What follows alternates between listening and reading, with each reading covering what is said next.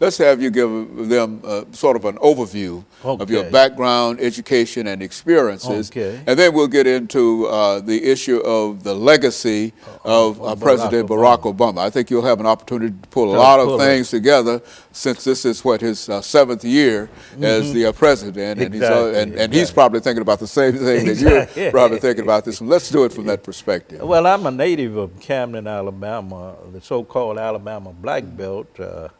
I attended the public schools of Camden, Alabama, Wilcox County, graduated from Camden Academy High School in 1967, and I then matriculated at Talladega College in Talladega, Alabama, which is historically black college, graduating in 1971 with a BA in history.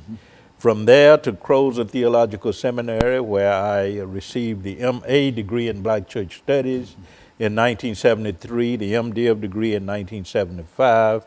From there to Northwestern University, where I received the PhD degree in American Christianity in 1980. And since that time, of course, I've been writing about politics. I've been writing about Martin Luther King Jr. I've been writing about black religion and culture. And perhaps, Dr. Baldwin, when you finish this show today, you might also be encouraged to continue your writing career by writing about the legacy of President Barack Obama, because I think that that will be a great legacy, and that's what we anticipate today in terms of you talking about that. Exactly. That's what I want to write about, because I think he is a historic figure, and we need to write about him because he's accomplished so much. He means so much not only to America but to the world. And hopefully we get into a discussion more specifically about his meaning and significance, about his achievements, and about what we might consider to be his legacy now that he's in the last months of his presidency. Very good. And so I tell you, Dr. Baldwin, we've got about 2 minutes before this first segment in. Let's sort of give an overview in terms of some of the things that you'd like to talk about dealing with his presidency. I think we have to see the election of Barack Obama, or Barack Hussein Obama, as the most important historic event of the 21st century. We're in the early part of the 21st century. Many would say that September 11, 2001 is the most historic event. But I think that November 4th, 2008, when Obama was elected, this was the most historic event because it had implications not only for public policy in America, but for how we would relate to the rest of the world. And if you look at the reaction to his election in 2008, there was a lot of pride and jubilation on the part of blacks. If you look around the world at the Arab League, for an example, the European Union, countries in Africa, they saw his election as a new era in international relations, and I think that has proven to be true. Many of us thought when Barack Obama was elected that we were in a post-racial era. Oh, that's what they called it. But that has proven not to be true. Interestingly enough, Dr. Martin Luther King Jr. in 1968, and these are his exact words, he said in 1968 that in 40 years we could have a Negro president. Okay, 2008, Obama is elected. But that has not ushered in a post-racial America. We are forced to deal even more specifically with questions of race and gender and ethnic identity and religious pluralism. I think the election of Obama brought all of these issues to the forefront, and we are forced to deal with those issues now. Okay, and so what we'll do, we'll take this commercial break and then we'll come back, and we'll be back with our audience following this very, very short commercial break.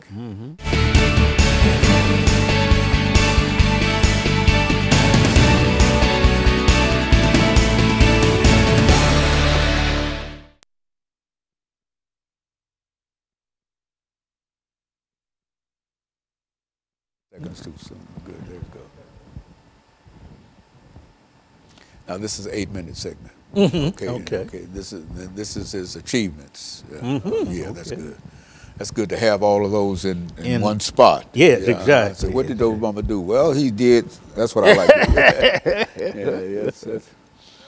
Yeah. How's the weather out there? Is it still? Oh man, it's hot out there. Yeah, that's what I figured. I wanted to go fishing, but I'm not going to be able to do that this Are evening. you a fisherman? Oh man. Oh no. Do a lot of fishing. Oh yeah, you do. Marlbone Lake, Old Hickory Lake. Oh yeah. Yeah.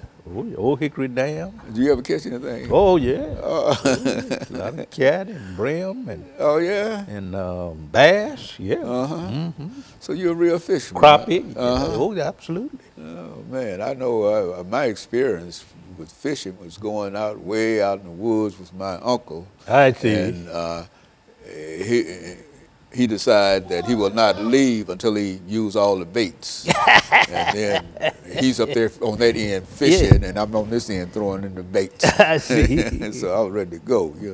But yeah, I used to go out and I used to stay all day long, go early in the morning. Oh, that's what late at night. And come in late at night. Late at night. Exactly. That's right. I go up to Marlbone Lake in Ashland City.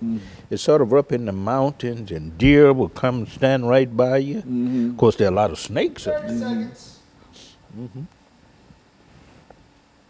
This is the second segment, right?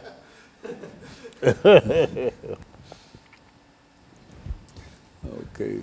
And so you're going to deal with achievements. Yeah, achievements, yeah.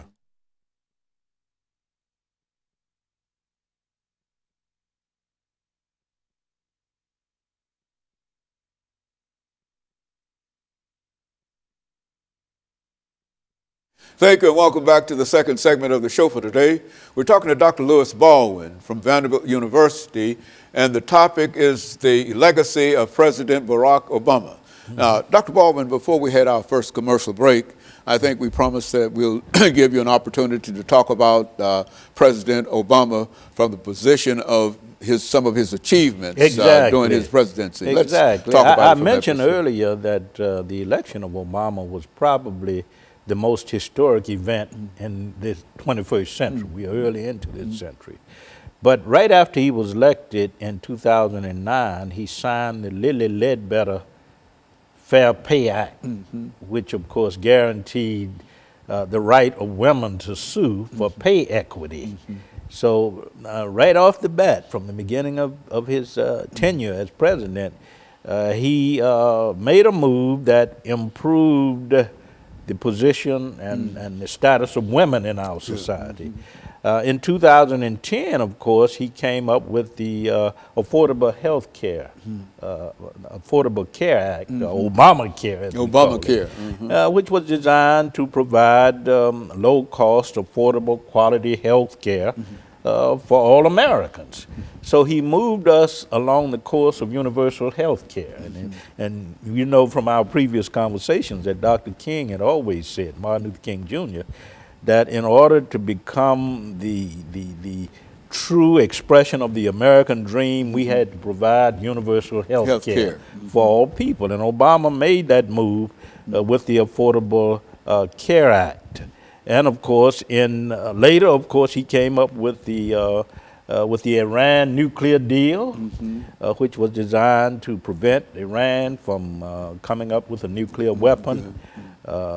Comprehensive investigations, inspections to make sure that Iran did not have a nuclear weapon. And recently, of course, he's done a lot in terms of reestablishing diplomatic relations with Cuba. Him and his wife in March of this year went to Cuba, and he made it clear that he's interested in engaging and empowering the Cuban people, moving them toward democracy, toward prosperity, toward a stable nation. So he's made contributions in that area as well. In terms of the LGBT community, as you well know, a lot is being said now about the LGBT community. President Obama passed a number of pieces of legislation to prevent hate crime. Okay, good. Not only on the basis of race, but on the basis of gender and sex orientation. He repealed the Don't Ask, Don't Tell legislation.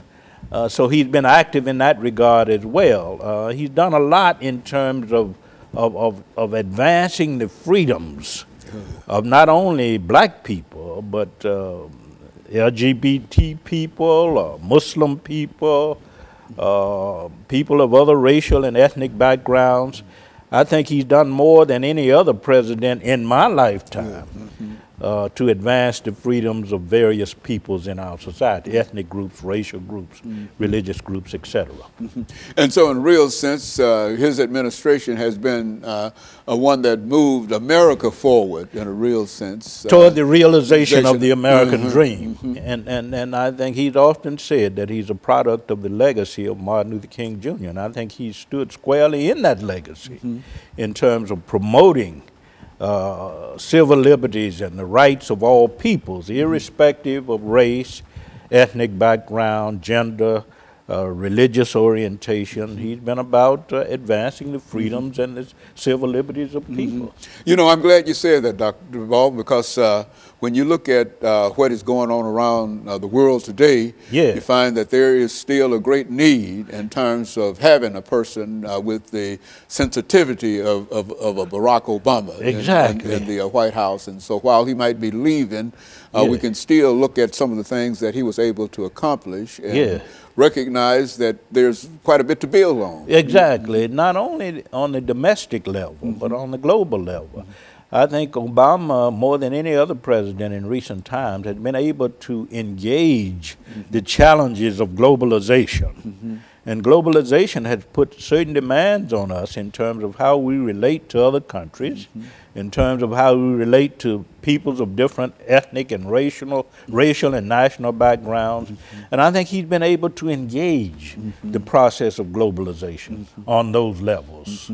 As well as the environment. That's one of the things that I think about all the time when you talk about globalization and et cetera. This whole idea of climate change, and climate warming, and et cetera. And he's been quite active in that. Getting together with nations like China and other nations to address the issues of climate change and other issues relative to globalization. So he's been, I think, a president with a global consciousness.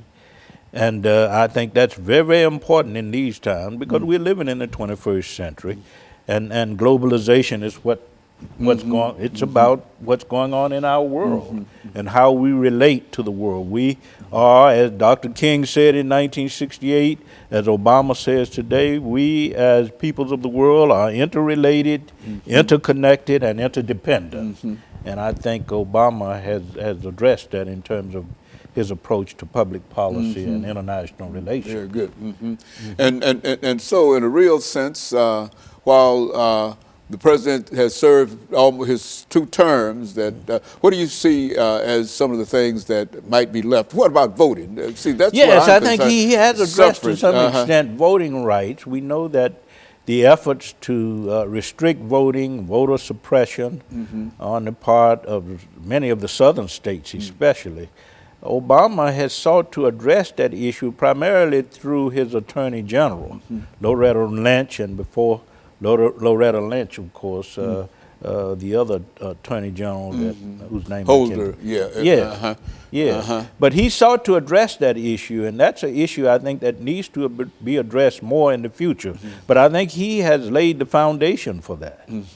And he's very much concerned about maintaining the one person, one vote model, which is essential to our democracy, and I think his legacy will be carried on with the next president, hopefully, if that president is a Democratic president, then that legacy will continue. But if not, there might not be a legacy. But I'm optimistic, and I think the country is optimistic in reference to that. So what we're going to do, we're going to take this second commercial break, and we'll be back with our audience following this very, very short commercial break.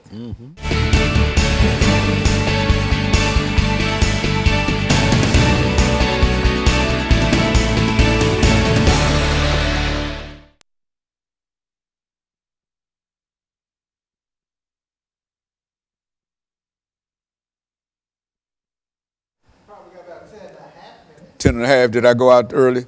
Yeah.